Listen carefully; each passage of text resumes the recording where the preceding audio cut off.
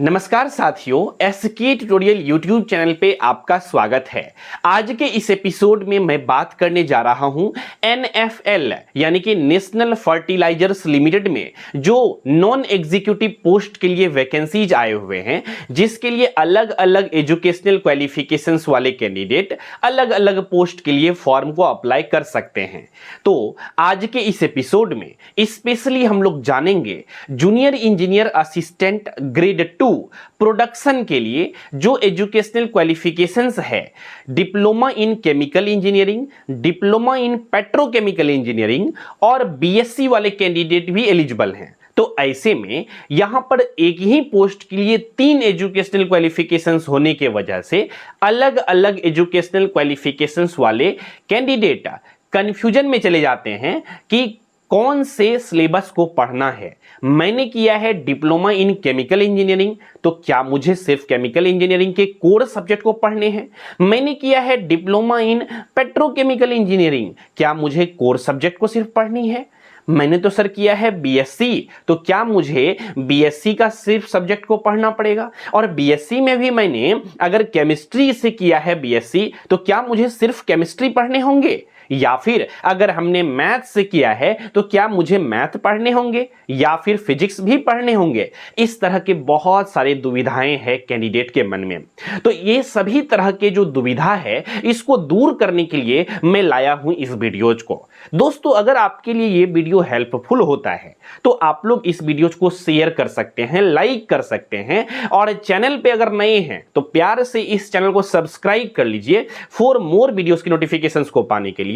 क्योंकि आज की इस एपिसोड में मैं बहुत ही डिटेल और आसान भाषा में समझाने वाला हूं एनएफएल एग्जामिनेशंस के बीएससी के सिलेबस को। तो चलिए आज के इस सफर की शुरुआत करते हैं। दोस्तों, आप सभी के जानकारी के लिए मैं बता देता हूं कि बेसिकली बीएससी वाले जो बैकग्राउंड वाले जो कैंडिडेट होते हैं, उसका एग्जामिनेशंस के क्वेश्चंस अलग होते हैं, और डिप्लोमा इन केमिकल इंजीनियरिंग और पेट्रोकेमिकल इंजीनियरिंग वाले जो कैंडिडेट हैं, ये दोनों के क्वेश्चन सेम होते हैं।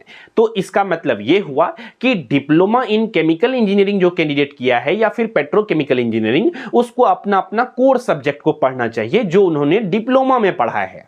अब बीएससी वाले कैंडिडेट के सिलेबस पे आते हैं, क्योंकि टॉपिक का मुद्दा है बीएससी का सिलेबस वाले बीएससी ग्रेजुएट वाले कैंडिडेट क्या पढ़ेंगे। अगर फिजिक्स से उन्होंने बीएससी किया है, as a main honour subject को फिजिक्स रखा था, तो क्या पढ़ना चाहिए उन्हें? मैथ था तो क्या पढ़ना चाहिए? तो देखिए, आपका बीएससी में सब्जेक्ट कोई भी रहे, मैथ, फिजिक्स, केमिस्ट्री से आपका बीएससी होना चाहिए। अब आपका ऑनर्स सब्जेक्ट में या फिर मेन सब्जेक्ट आपका कोई भी रहे, तो उससे इसको कोई फर्क नहीं पड़ता है, बस आपका बीएससी होना चाहिए इन तीनों में से किसी सब्जेक्ट से। अब आपको पढ़ना क्या है इस एग्जामिनेशंस के लिए, इसके सिलेबस के बारे में मैं चर्चा करता हूं। लेकिन सिलेबस के बारे में डिटेल में जानने से पहले मैं इस एग्जामिनेशंस के पैटर्न के बारे में कुछ सेकंड में मैं आप सभी के साथ शेयर करना चाहता हूं। एग्जामिनेशंस पैटर्न के बारे में कुछ छोटी मोटी जानकारी। दोस्तों, जैसा कि आप लोग जानते हैं, इस एग्जामिनेशंस का जो पैटर्न होती है वो टोटल 150 क्वेश्चंस आते हैं एग्जामिनेशंस में, जिसमें से 100 क्वेश्चन जो होता है वो टेक्निकल क्वेश्चंस होता है, जो कि आपके एजुकेशनल बैकग्राउंड के बेसिस पे रहता है, और 50 क्वेश्चन नॉन टेक्निकल होता है। तो इसके बारे में भी हम लोग डिटेल में जानेंगे। और इस एग्जामिनेशंस में निगेटिव मार्किंग नहीं होती है, जो कि हमने यहां पर बताई है। आप सभी को पता है ये एग्जामिनेशंस जो होती है, ये ऑफलाइन एग्जामिनेशंस OMR बेस्ड होती है, ठीक है। और इस बार ये खुशी की बात है कि सिर्फ आप एग्जाम को क्वालिफाई करिए, नौकरी लीजिए बस, और कोई टेस्ट उस्ट नहीं है, ना स्किल टेस्ट है, ना कुछ भी, कोई टेस्ट है ही नहीं। इस एग्जाम को खाली क्वालिफाई कर जाइए, कट ऑफ को क्रॉस कर लीजिए, बस आपका फॉर्मेलिटीज के लिए खाली मेडिकल टेस्ट होगा और ज्वाइनिंग लेटर आ जाएंगे। तो अपॉर्चुनिटी बहुत अच्छा है, तो इसको हाथ से जाने नहीं दीजिएगा, अच्छे से प्रिपरेशन कर सकते हैं। दोस्तों, थोड़ा सा मैं अपने बारे में बता देता हूं आप सभी को। अगर आप लोग प्रिपरेशन करना चाहते हैं एनएफएल नॉन एग्जीक्यूटिव पोस्ट के लिए, जूनियर इंजीनियर असिस्टेंट प्रोडक्शन के लिए, और अगर आपका बैकग्राउंड है बीएससी, तो आप लोग जुड़ सकते हैं हमारे साथ एसके ट्यूटोरियल ऐप पर। बैच ऑलरेडी स्टार्ट हो चुकी है, क्योंकि नोटिफिकेशंस जो आए थे वो 9 अक्टूबर को ही आ चुके थे और उसी दिन हमने बैच को लॉन्च कर दी थी। तो ऑलरेडी जो कैंडिडेट सीरियस हैं, जिन्होंने देखा था हमारे उस बैच वाले वीडियोज को जिसमें हमने बैच को लॉन्च करने के बारे में इंफॉर्मेशन दी थी, ऑलरेडी कैंडिडेट सब जुड़ चुके हैं, प्रिपरेशन कर रहे हैं। मैं भी बेसिकली उस पर क्लासेस ले रहा हूं। जब तक एग्जामिनेशंस के डेट नहीं आ जाते हैं तब तक क्लासेस चल रहे हैं, बहुत रिलैक्स होकर के अच्छे से आराम से चला रहे हैं। जैसे ही डेट वगैरह आ जाएंगे बहुत तेजी से क्लासेस और तेजी से चलने लगेंगे, क्योंकि मेरा मकसद है आपको सिलेक्शंस दिलाना, ना कि जरूरत से ज्यादा खाली कंटेंट को प्रोवाइड कर करके आपको पूरा ये दिखाना कि मैं बहुत कुछ आपको दे सकता हूं। देखिए दोस्तों, मेरा एक मोटो रहता है, पढ़ाऊं वही जो हो आपके एग्जामिनेशंस के लिए सही, और आपको भी करना चाहिए वही जो हो आपके एग्जामिनेशंस के लिए सही। तो पढ़िए वही जो हो आपके लिए सही। तो चलिए दोस्तों, अब हम लोग आते हैं टू द पॉइंट। यहां पर एग्जामिनेशन के पैटर्न को समझने के बाद हम लोग समझते हैं यहां पर एग्जाम के सिलेबस को। तो दोस्तों, जैसा कि हमने बताया था आप सभी को, इस एग्जामिनेशंस में टेक्निकल और नॉन टेक्निकल दोनों सेक्शन से क्वेश्चन पूछे जाते हैं। तो नॉन टेक्निकल में 3 सेगमेंट आता है। पहला मैथ्स, इसी को कहा जाता है जनरल एप्टीट्यूड। यहां से क्वेश्चंस रहते हैं 15 मार्क्स के। वर्बल रीजनिंग या वर्बल या नॉन वर्बल रीजनिंग रहते हैं, ये भी 15 मार्क्स के क्वेश्चंस रहते हैं यहां पे। और नेक्स्ट तीसरा सेगमेंट जो होता है वो होता है जीके जीएस या करंट अफेयर्स कह लीजिए या जनरल इंग्लिश कह लीजिए, मिक्स्ड अप क्वेश्चन रहता है। यहां पर 15 नंबर के 20 मार्क्स हो गए, 10 नंबर का इंग्लिश मान लीजिए 40 और 10 नंबर का जो है जीके जीएस रहता है। तो ये हो गए नॉन टेक्निकल सेक्शन के बेसिकली सेगमेंट, अलग अलग सेगमेंट सिलेबस के आधार पर, ठीक है। और दोस्तों, आप सभी के जानकारी के लिए मैं बता देता हूं एक और चीज डिस्क्लेमर के रूप में। ये जो सिलेबस है ये कहीं पर भी ऑफिशियली एनएफएल के द्वारा नहीं बताई गई है। तो हमने जो ये सिलेबस को जनरेट किया है ये प्रीवियस ईयर क्वेश्चन पेपर के आधार पर। हमने पिछले बार जब वैकेंसी आई थी एनएफएल का नॉन एग्जीक्यूटिव पोस्ट के लिए 2020-21 में, तो उस बार भी हमारे कुछ बच्चों ने एग्जामिनेशंस को दिया था। तो पास्ट ईयर के पेपर को एनालिसिस करने के बाद हमने इसका बेसिकली सिलेबस को क्रिएट किया है। तो कहीं ना कहीं ये आपके लिए मददगार साबित होंगे, डेफिनेट सी बात है। अगर आप इंटरनेट पे ढूंढेंगे सिलेबस तो बहुत इजीली नहीं मिलेगा, या हो सकता है मिल भी जाए लेकिन बहुत जल्दी नहीं मिलते हैं ऑथेंटिक सिलेबस। कुछ से कुछ तो अलग अलग वेबसाइट पे तो बहुत बड़े पड़े रहते हैं आजकल, है ना। तो चलिए आगे बढ़ते हैं दोस्तों। मैथ्स में सिलेबस की अगर बात करें तो क्या क्या पढ़नी होगी, फटाफट से मैं यहां दिखा देता हूं आप सभी को। आप लोग स्क्रीनशॉट ले सकते हैं, इसमें बहुत ज्यादा समय हम लोग बर्बाद नहीं करेंगे। नंबर सिस्टम पढ़ेंगे, percentage, ratio, proportion, time and work, profit and loss, simple interest and compound interest, average, time, speed and distance, mensuration, data interpretation, tables, bar graph and pie chart, ये सभी चीजें का क्वेश्चन रहेगा। और इसके लिए already जो है क्लासेस आप लोगों को मिल चुके हैं नॉन टेक्निकल पार्ट के मैथमेटिक्स वाले प्रिपरेशंस करने के लिए। इसके बाद दोस्तों आता है जनरल रीजनिंग का टॉपिक है। जनरल रीजनिंग भी आपका स्कोरिंग टॉपिक में से एक है, तो इसमें से ये सभी टॉपिक को अच्छे से पढ़ना है जो कि आपके लिए मार्क्स बूस्ट करने में बहुत हेल्पफुल होंगे। जैसे कि analogies, series completions, coding decoding, blood relation, syllogism, Venn diagram, puzzles, data sufficiency, non verbal reasoning, figure वाला, पैटर्न वाला और डायरेक्शन सेंस, इस तरह के टॉपिक से क्वेश्चंस देखने को मिल जाता है रीजनिंग सेक्शंस में। इसी के साथ आगे बढ़ते हैं, जनरल नॉलेज, जीके, जीएस या फिर जनरल इंग्लिश से ये सभी टॉपिक हैं। इसका आराम से आप लोग स्क्रीनशॉट ले सकते हैं। ये करंट अफेयर्स में जैसे कि आपका नेशनल इंटरनेशनल को पढ़ना है अच्छे से। इसके बाद इंडियन इकोनॉमी और Indian history, polity and geography, sports and culture, important days, awards and honours, environmental issues और मेजर गवर्नमेंट स्कीम्स के बारे में आपको पढ़नी चाहिए। बेसिकली ये सभी टॉपिक से इस एग्जामिनेशन में क्वेश्चंस देखने को मिल जाता है। तो टाइप्स ऑफ जो सेक्शंस है या स्टार्टर्स में बोल देता हूं अगर प्रिपरेशन करने के लिए, जीके, जीएस, जनरल इंग्लिश और जनरल करंट अफेयर्स जनरली यहां पे पूछे जाते हैं। तो इसको आपको ध्यान देनी चाहिए। तो ये था दोस्तों नॉन टेक्निकल सेक्शंस। अब हम लोग मूव कर रहे हैं टेक्निकल सेक्शंस की ओर कि क्या क्या पढ़नी चाहिए। तो दोस्तों, जैसा कि हमने स्टार्टिंग में आप सभी को बताया था कि आपने बीएससी फिजिक्स से किया हो, मैथ्स से किया हो, केमिस्ट्री से किया हो, वो सिर्फ एक एजुकेशनल क्वालिफिकेशंस के पैरामीटर्स को फॉलो करता है, ठीक है।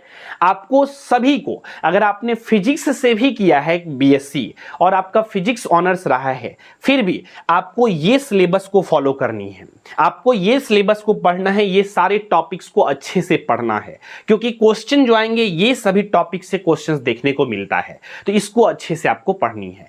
तो एक एक पॉइंट को या तो कॉपी में लिख लीजिए, नहीं तो ले लीजिए स्क्रीनशॉट। मैं हट जाता हूं, नहीं तो मेरा चेहरा भी आ जाएगा स्क्रीनशॉट में, तो आप एक बार स्क्रीनशॉट ले लीजिए इसको अच्छे से और आराम से एक एक टॉपिक को पढ़िएगा। अगर आप सेल्फ स्टडी करना चाहते हैं तो सेल्फ स्टडी करके भी प्रिपरेशन कर सकते हैं, और अगर आप हमारे साथ जुड़ करके प्रिपरेशन करना चाहते हैं तो आपको सेल्फ स्टडी करने की फिर भी जरूरत पड़ेगी। बस यही है, बहुत ज्यादा बेचैन होने का आपको जरूरत नहीं पड़ेगा कंटेंट के लिए अगर आप हमारे साथ जुड़ते हैं तो, क्योंकि मैं आप सभी को प्रीवियस ईयर क्वेश्चन पेपर दूंगा, ट्रेंड क्या है, किस किस तरह के क्वेश्चन पूछे जाते हैं, इन सभी चीजों के ऊपर डिटेल में मैं चर्चा करूंगा बैच के अंदर, तो आपको एक प्रॉपर गाइडेंस मिलेगा प्रिपरेशंस करने से रिलेटेड।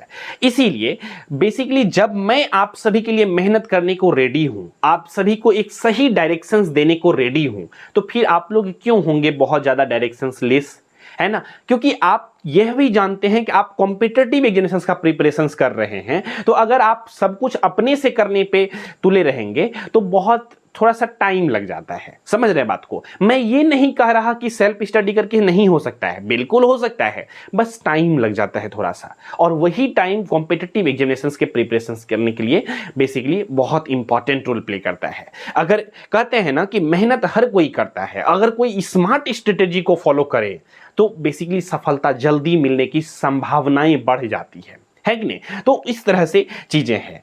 तो मैं चार्ज डेफिनेटली बैचेज का अदर इंस्टीट्यूट के कंपैरिजन में भी कुछ कैंडिडेट ऐसा बोलते हैं, मुझे तो ऐसा नहीं लगता है कि मेरा चार्ज ज़्यादा रहता है, लेकिन ठीक है, मुझे नहीं लगता है बहुत ज़्यादा है, लेकिन कुछ कैंडिडेट कहते हैं कि चार्ज सर आपका ज़्यादा है। लेकिन मैं अगर चार्ज उतना लेता हूँ तो क्वालिटी कंटेंट भी प्रोवाइड करने की कोशिश करता हूं, तो कोई भी क्वालिटी से कॉम्प्रोमाइज करना बेसिकली मैं नहीं पसंद करता, इसीलिए थोड़ा सा चार्ज को मुझे मेंटेन रखना पड़ता है मेरे जरूरत के हिसाब से। ऐसे मेरे चार्ज बहुत ज़्यादा नहीं है, सभी बच्चे आजकल के डेट में इतना एफोर्ड कर सकता है। चलिए, ये सभी टॉपिक के आप लोग स्क्रीनशॉट ले लिए होंगे उम्मीद करते हैं। नीचे में है फंक्शनल ग्रुप, ठीक है, ये सभी टॉपिक को आपको अच्छे से पढ़ने हैं। आगे बढ़ते हैं, आगे आता है इंडस्ट्रियल केमिस्ट्री का सिलेबस, वो तो एक पार्ट था। दूसरा टॉपिक कह लीजिए ये है जिसमें कि आपको ये सब चीजें पढ़ना होता है, ठीक है। फर्टिलाइजर्स केमिस्ट्री, जिसमें urea, ammonia, nitrogenous and phosphatic fertilizers के बारे में पढ़ेंगे।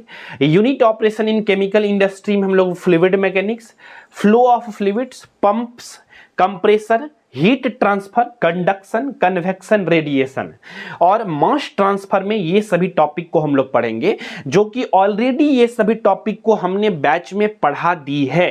रिकॉर्डेड क्लासेस ऑलरेडी अवेलेबल हैं और आप सभी को जो है लाइव क्लासेस भी बहुत रिक्वेस्ट करेंगे, तो लाइव क्लासेस भी आप सभी को करा दूंगा, तो जिसमें कोई दिक्कत नहीं आएंगे। और आप सभी को पता है अभी रिसेंटली IOCL के एग्जामिनेशन हुए थे और उसमें भी जूनियर इंजीनियर असिस्टेंट ग्रेड 4 करके प्रोडक्शन करके एक पोस्ट आया था, जिसके लिए BSc वाले एलिजिबल थे। उसमें भी सिलेबस यही था, तो उस एग्जामिनेशन के लिए हमने और हमारी टीम ने सैंपल पेपर को रेडी करी थी, topic wise important MCQ questions के कलेक्शंस को रेडी किया था, उसको भी आप लोग सॉल्व कर लीजिएगा, प्रैक्टिस कर लीजिएगा, उसको भी हमने प्रोवाइड कर दिया है। देखिए दोस्तों, टेक्निकल चीजें जो है ना, वो चीजें बदलती नहीं है अलग अलग एग्जामिनेशंस के लिए, बस आपको जरूरत है उसको अच्छे से डाइजेस्ट करने का। एक बार अगर अच्छे से आप प्रिपरेशंस कर लेंगे ना, तो आपका अगर आपकी स्ट्रीम से रिलेटेड जो भी वैकेंसी जाएंगे, सभी वैकेंसीज के लिए आप एलिजिबल रहेंगे और ज्यादा से ज्यादा क्वेश्चंस को सही सही अटेम्प्ट करके आएंगे और आप अपना सिलेक्शंस के चांसेस को बढ़ा सकते हैं, ठीक है। तो एक बार जरूरत होती है टेक्निकल चीजों को पढ़ने के लिए अच्छे से समझ करके, और बाद बाकी फिर रिवीजन करना होता है सिर्फ। तो ये जो है NFL के लिए बेसिकली इंडस्ट्रियल केमिस्ट्री के ये सारे टॉपिक्स हैं जो कि आपको अच्छे से पढ़नी चाहिए। इसका भी चाहे तो आप स्क्रीनशॉट ले सकते हैं। आगे बढ़ते हैं हम लोग, एक और टॉपिक है, इसको प्रोडक्शन एंड मैन्युफैक्चरिंग प्रोसेस कहते हैं। इससे ये टॉपिक सब हैं, इसका स्क्रीनशॉट ले सकते हैं। Basics of fertilizers and manufacturing process है, केमिकल प्रोसेस एंड कैलकुलेशंस है, प्लांट ऑपरेशंस एंड सेफ्टी है, मटेरियल हैंडलिंग एंड स्टोरेज है। तो ये जो टॉपिक है, ये सभी टॉपिक को आपको पढ़ने हैं। जो टॉपिक के क्लासेस आप सभी के नहीं होंगे हमारे बैच में, उसका आपको क्वेश्चंस है, एमसीक्यू क्वेश्चंस, इंपॉर्टेंट क्वेश्चन सब का बुकलेट जो है वो प्रोवाइड कराए जाएंगे इस बैच में। तो कंप्लीट पूरा प्रिपरेशंस के लिए हम लोग पूरा कंटेंट देंगे आप सभी को, जिसमें आप लोग अच्छे से प्रिपरेशंस कर पाएंगे। तो दोस्तों, ये थी बेसिकली आपका बीएससी का सिलेबस है। उम्मीद करते हैं आप सभी को अच्छे से समझ में आ गई होगी। स्टार्टिंग में जैसा कि हमने आप सभी को बताया कि न्यू बैच स्टार्ट हो चुकी है एसके ट्यूटोरियल ऐप पर। इसको डाउनलोड कर सकते हैं एसके ट्यूटोरियल ऐप को गूगल प्ले स्टोर से। और इस YouTube चैनल को अभी तक अगर आपने सब्सक्राइब नहीं किया है तो सब्सक्राइब कर लीजिए फॉर मोर वीडियोस की नोटिफिकेशंस को पाने के लिए। तो उम्मीद करते हैं दोस्तों ये वीडियो आप सभी को पसंद आया होगा। किसी भी तरह का डाउट, क्वेश्चंस, कंफ्यूजन्स या फिर सजेशंस देना चाहते हैं आप मुझे, तो इस वीडियो के कमेंट सेक्शंस में लिख करके अवश्य भेजिएगा। मुझे आपका कमेंट का, सजेशन का सदैव इंतजार रहता है। हमारी टीम आपके कमेंट को रेगुलर देखते रहती है और जो रिलीवेंट कमेंट रहते हैं उसका रिप्लाई भी देती है। साथ ही साथ अगर कुछ सजेस्टिव टाइप रहता है कमेंट तो उसको मेरे तक भी पहुंचाती है, ताकि मैं उस चीजों को इंप्रूव कर सकूं। तो दोस्तों, इसी विचार के साथ रखते हैं आज के इस एपिसोड में बस इतना ही। मिलेंगे बहुत जल्द ही अगले एपिसोड में बहुत ही एनर्जेटिक एंड इंफॉर्मेटिव इंफॉर्मेशंस के साथ अगले एपिसोड में मिलेंगे। तो इसी विचार के साथ रखते हैं आज के इस एपिसोड में बस इतना ही। मिलेंगे बहुत जल्द ही अगले एपिसोड में। तब तक के लिए नमस्कार, जय हिंद, वंदे मातरम।